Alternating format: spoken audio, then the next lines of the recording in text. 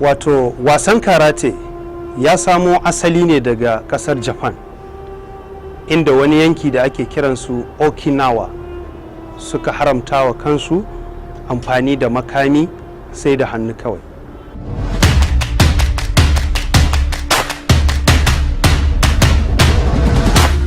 Samuwar karate ya faro asali kusan shekaru kimanin 3000 da suka wuce, inda shi mastan da ya samar da shi ana kiransa Gichin Funakoshi, shi ne wanda ya samar da wannan wasa na karate.